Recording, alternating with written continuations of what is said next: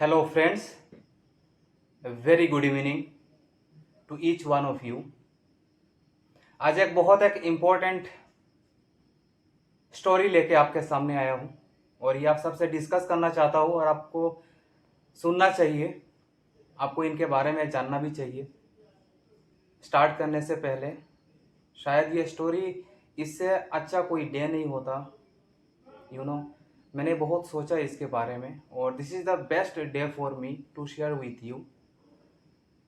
First of all, before I start this story, I wish you a very happy Eid Mubarak to each one of you, to you and your family, your friends. मैं ऐसे prayer करता हूँ ऊपर वाले से कि आपला अगर कोई है जो इनका अभी पोस्टिंग नहीं हुआ है और या अभी प्रिपरेशन में है, अगर आप वीडियो देख रहे होंगे, आई विश कि नेक्स्ट ईद तक आपके हाथ में एक अपॉइंटमेंट लेटर हो, आपके पास एक जॉब हो, गवर्नमेंट जॉब हो। वीडियो इस बारे में है, एक स्टोरी जो मैंने आपको बोला इसके बारे में हम आपसे शेयर करना चाहते हैं। आज ईद डे है और हमने सोचा कि कुछ स्पेशल बनाते हैं और इससे अच्छा शायद और कुछ नहीं हो सकता था। हमारा एजुकेशनल जर्नी स्टार्ट हुआ 2017 में। उससे पहले मैं दिल्ली में आईटी में जॉब में था। कुछ एसएससी का मैंने प्रिपरेशन किया। आई क्लियर्ड एसएससी 2017 बैच। लेकिन फिर आपको पता होगा, फिर उसके बाद 2017 का एसएससी का पेपर लीक होने के कारण फिर वो सुप्रीम कोर्ट में केस चला गया। देन मैं यहाँ पे आ गया और फिर उसके बाद यहाँ पे एजुकेशनल जर्नी स्टार्ट हुआ, क्योंकि फिर घर से फिर जाने नहीं दिए और तब से हम कोचिंग में है 2017 में और लगभग 6 साल हो गया हमारा इस कोचिंग प्लेटफॉर्म में। और हमें बड़ा अच्छा लगता है कि इस 6 साल हमारा बहुत अच्छा निकला है। बहुत सारे स्टूडेंट्स को जॉब लेते हुए हमने देखा है। हमारा इसमें कोई क्रेडिट नहीं है। आई फील वेरी ब्लेस्ड कि मैं इनका वंडरफुल जर्नी में मैं इनका पार्ट बन पाया। शायद मेरे पास मोर देन 1000 स्टोरीज होगा, सक्सेसफुल स्टोरीज होगा, लेकिन वो सब में से एक स्टोरी मैं आज आपके सामने लेके आया हूँ। एक फ़ोटो आप सब लोग देखे होंगे, मैंने आपसे शेयर किया है। ये फ़ोटो है इन स्टूडेंट्स के बारे में, उनके बारे में जो मैं आपको यहाँ पे बताना चाहता हूँ। इनका जर्नी स्टार्ट हुआ 2017 में, जब मैं आया हुआ था। मतलब उस टाइम पे इन्होंने असम पुलिस में अप्लाई किया था। उसके बाद फिर उनका एग्ज़ाम कैंसिल हो गया और फिर इसके बाद फिर लॉकडाउन में इसका 2018 और लास्ट में और 19 के फास्ट में फिर से उसका नोटिफिकेशन निकला है अप्लाई का। तो इस बैच ने फिर से अप्लाई किया। तो फिर अप्लाई करने के बाद तुरंत लॉकडाउन लग गया। तो फिर उनका प्रिपरेशन तो रहा, लेकिन वो एग्ज़ाम में बैठ नहीं पाए। तो लगभग उनका 2-2.5 मतलब हाँ 2-3 इयर्स हो चुका था तब तक। फिर उसके बाद इन्होंने फिर लॉकडाउन के काफ़ी बाद फिर इनका एग्ज़ाम होता है और एग्ज़ाम के बाद फिर इनका रिज़ल्ट भी आता है। फिर वो फिज़िकल ट्रेनिंग वगैरह में सब में बहुत अच्छा मार्क्स के साथ आए और फिर वो डिस्ट्रिक्ट टॉपर भी निकले मार्क्स में। वो हमारे बैच के स्टूडेंट्स थे। मैं इनको बहुत अच्छे से मैं इनको जानता हूँ, क्योंकि मुझे आज वो दिन याद है। 2019 का टाइम चल रहा था, लॉकडाउन का टाइम चल रहा था। आप सबको पता होगा, सुबह 6 बजे से रात को 5 बजे, शाम को 5 बजे तक लॉकडाउन का टाइम होता था। उस टाइम पे वो हमारे यहाँ पे घर में नहीं आ सकते थे। तो ऑब्वियसली लॉकडाउन के टाइम पे सब कोचिंग वगैरह बंद हो गया था। लेकिन वो बहुत दूर से, आउट ऑफ टाउन, वो बहुत दूर से सुबह 4 बजे हमारे घर आ जाते थे और शाम को फिर वो 5 बजे के बाद फिर वो निकलते थे। तो सारा दिन भर यहाँ पे बैठ के वो पढ़ते थे। और उस टाइम पे हमारा घर का काम भी चल रहा था, तो उनको बैठाने के लिए कोई जगह ही नहीं होता था। लेकिन फिर भी वो मतलब ये इधर उधर कहीं पे भी बैठते थे और पढ़ाई करते रहते थे। उनका डेडिकेशन मैंने शायद कभी इस लेवल में कभी नहीं देखा और इसीलिए वो हमेशा ही मेरे दिल में बहुत खास थे, बहुत स्पेशल थे। फिर जब उनका एग्ज़ाम आया, फाइनल मेरिट लिस्ट में नाम आया, वो बहुत खुश थे क्योंकि उनको जॉब मिल गया था। वो 15 स्टूडेंट्स का बैच था और इतना लेबोरियस स्टूडेंट शायद मैंने इस 6 साल के जर्नी में मैंने कभी नहीं देखा। और उनके साथ में एक ऐसा ऐसा कोई एक ट्रेजेडी हुआ जो नहीं होना चाहिए था। उनका एक बैड लक है, आप सबको पता होगा कि आसाम पुलिस के लास्ट रिक्रूटमेंट में नियर अबाउट 300 बच्चों का कंप्यूटर सर्टिफिकेट में कुछ प्रॉब्लम हो गया था, उनको विथेल्ड कैंडिडेट बता दिया और उनका फाइनल में इनका सिलेक्शन हो गया। फिर भी उनको सीआईडी ने उनको बुला लिया ये बोल के ये आपका डॉक्यूमेंट्स फेक है बोल के। फिर वो पूरा मेंटल हेरासमेंट चला उनका 1 साल भर। सीबीआई से इंक्वायरी बैठा, सीबीआई हर मतलब अल्टरनेटिव मतलब मंथ में उनको टाइम टू टाइम बुलाया, क्रॉस चेक किया। उनका डॉक्यूमेंटेशन प्रोसेस में आपको थोड़ा समझा देता हूँ। फाइनल मेरिट लिस्ट आने के बाद फिर उन्होंने बोला कि जो भी अपने होम डिस्ट्रिक्ट में बोला कि आप एक काम कीजिए, फील्ड में जाके क्रॉस चेक कीजिए कि वो कंप्यूटर सेंटर है कि नहीं। तो उन्होंने जहाँ से एक गवर्नमेंट मतलब वो जो NGO type government NGO type जो कंप्यूटर सेंटर चलाते हैं उससे उन्होंने वो कंप्यूटर कोर्स किया था जो गवर्नमेंट रजिस्टर्ड है, लेकिन वो शायद ऑनलाइन रजिस्ट्रेशन नहीं था, शायद जो भी कुछ प्रॉब्लम हुआ होगा। तो जब एसपी ऑफिस में आया वेरिफिकेशन के लिए और जब एसपी ऑफिस से कोई आदमी गया वहाँ पे फील्ड विजिट के लिए तो वहाँ पे देखा कि मतलब कोई सेंटर का एग्जिस्टेंस ही नहीं है, क्योंकि वो प्रोजेक्ट मोड में काम कर रहा था। लॉकडाउन के बाद सबका एग्जिस्टेंस ख़त्म ही हो गया था। तो फिर जब गया वो फील्ड विजिट के लिए तो वहाँ पे उसको सेंटर मिला ही नहीं है और उन्होंने डिक्लेयर कर दिया कि सेंटर नॉट फाउंड। और जैसे ही सेंटर नॉट फाउंड दिखाया, सबमिट किया डीआईजी ऑफिस में, तभी तुरंत उनको डिफ़ॉल्टर डिक्लेयर कर दिया गया। डिफ़ॉल्टर इन द सेंस कि उन्होंने फर्जरी किया डॉक्यूमेंट्स में। लेकिन वो स्टूडेंट ऐसे बिल्कुल भी नहीं थे, दे वर वेरी जेन्युइन। फिर वो सीबीआई टीम उनको बुलाए, बार बार उनको डॉक्यूमेंट प्रोड्यूस करने के लिए बोला। उन्होंने ऑनलाइन इसका उन्होंने रजिस्ट्रेशन कॉपी भी दिखाया कि हाँ ये देखिए हमारा रजिस्ट्रेशन कॉपी हमने उस टाइम पे के लिए किया, ये वो पूरा दिखाया। फिर उन्होंने यहाँ तक ऑनलाइन कोई उनका वो अपडेट नहीं था शायद, I don't know about their this part, जो उन्होंने बताया जो मैं आपसे शेयर कर रहा हूँ। तो फिर उसके बाद फिर कंप्यूटर सेंटर को भी बुलाया गया, उनका पूरा रजिस्ट्रेशन कॉपी वगैरह पूरा चेक किया गया ईच इंडिविजुअल का। और फिर फाइनली जाके उनका ईद के 2 दिन पहले उनका अभी फाइनल मेरिट लिस्ट निकला है। और आउट ऑफ 300 स्टूडेंट्स जो उन्होंने बताया, नियर अबाउट 50 स्टूडेंट्स थे जो डिसक्वालीफाई हुए। उनमें से कुछ लोग जेल में भी गए, कुछ फॉर्जरी था, 100% मतलब वो क्लीन नहीं था, कुछ एक प्रॉब्लम हुआ था 2-4 के चलते। लेकिन इनका भी साथ में यही चीज़ हुआ जो नहीं होना चाहिए था। और हमारा सोसाइटी आप सबको पता ही है, जब सीआईडी टीम आया time to time police verification के लिए, जब घर में पुलिस जाते जाते थे तो उन पे वो कितना 1 साल उनके साथ में जो मेंटल टॉर्चर हुआ आप इमेजिन नहीं कर सकते थे। उन्होंने बोला कि सर इस 1 साल में कम से कम 10 से 12 बार हमारा लिस्ट आउट हुआ और जब भी हम लिस्ट आता था तो हमारा हार्ट बीट बढ़ जाता था कि अभी ना लिस्ट में नाम आ जाए और अभी ना कल ही ना हमें सीआईडी बुला ले।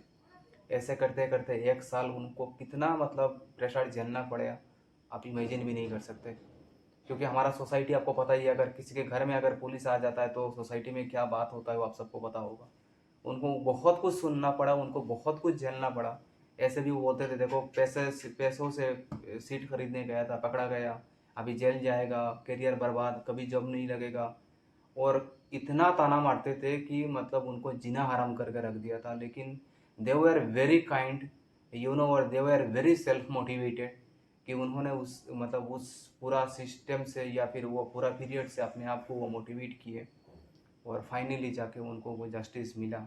इस वीडियो से मैं डीआईजी सर को मैं थैंक्स बोलना चाहता हूँ कि उनको जस्टिस देने के लिए। दे वे आर वेरी जेन्युइन और दे वे are very laborious and they are really very deserving for this post. मतलब शायद इतना लेबोरियस और इतना मतलब ये जो फेज उनका जो गया है इसका भरपाई तो हम नहीं कर सकते, लेकिन हाँ एक फैमिली को एक सपोर्ट सिस्टम मिल गया। मैं नाम लेके बताना नहीं चाहूँगा और फैमिली के बारे में यहाँ पे बोलना ठीक नहीं लगता। हम मिडिल क्लास है, हमारा फैमिली सिचुएशन हर किसी का एक ही जैसा है, थोड़ा अप डाउन होगा। और फैमिली में जब कोई भी सपोर्ट सिस्टम नहीं होता है और एक लड़का होता है और उसी लड़के के ऊपर पूरा जब फैमिली चलता है और जब वो भी किसी काम के लायक नहीं हो पाता है क्योंकि वो किसी प्रॉब्लम में फंस गया, तो उस पीरियड में वो फैमिली के साथ क्या हुआ होगा आप इमेजिन कर सकते हैं। ऐसा ऊपर वाला किसी के साथ ना करे। अब फाइनली जाके वो जॉब ज्वाइन करने वाले हैं इस ईद में। इससे बड़ा गिफ्ट उनके लिए क्या हो सकता था।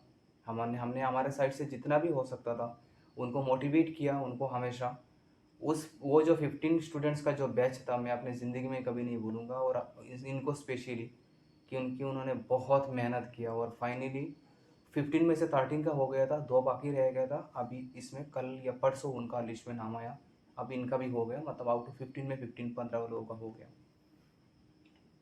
ये एक बहुत एक इमोशनल भी है, एट द सेम टाइम ये बहुत मोटिवेटिंग भी है।